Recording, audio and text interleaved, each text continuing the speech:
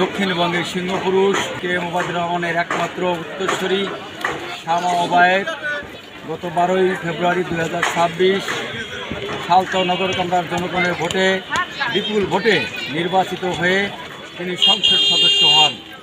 এরপরেই আমাদের এই দলের চেয়ারম্যান জনাব তারেক রহমান তিনি আমাদেরকে এই সালতাও নগরকান্দা গণমানুষের নেত্রী শামা ওবায়েদকে তিনি পররাষ্ট্র প্রতিমন্ত্রী দিয়ে আমাদেরকে এই এলাকা যত অসমাপ্ত কাজ রয়েছে তিনি সেই কাজ সমাপ্ত করবেন।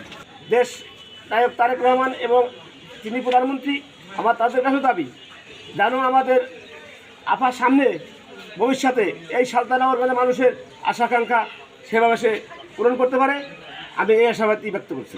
আপনারা জেনে আনন্দিত হবেন যে বাংলাদেশের জাতীয়তাবাদী দল ফরিদপুর 2 থেকে শামা ওবায়েদ ইসলাম রিঙ্কুকে মনোনয়ন দেন এবং সালতা ও নগরকান্দা থেকে তিনি বিপুল ভোটে জয়ী হন। সালতা নগরকান্দাবাসী আশাবাদী ছিল যে শামা ওবায়েদ ইসলামকে মন্ত্রিত্ব দিবেন, তাকে প্রাথমিকভাবে প্রতিমন্ত্রী দিয়েছেন এবং আমরা আশাবাদী এই নিয়ে তিনি সামনে আরও ভালো কিছু করবেন। আমাদের প্রধানমন্ত্রী তিনি অনেক ভালোবাসেন, সে একটা প্রতিমন্ত্রী দিয়েছে।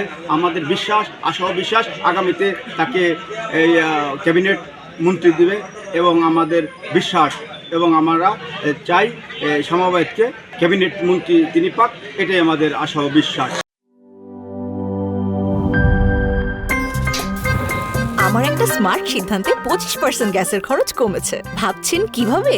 সাধারণ গ্যাস স্টোভ বদলে আমি এনেছি আরএফএল গ্যাস স্টোভ। এর সাইন্টিফিক নজল ও ব্রাস বার্নার ক্যাপ সমানভাবে তাপ ছড়িয়ে রান্না করে দ্রুত, তাই গ্যাসও বাঁচায় 25%, টাকাও বাঁচে 25%। আরএফএল গ্যাস স্টোভ নিরাপদ ও গ্যাস সাশ্রয়ী।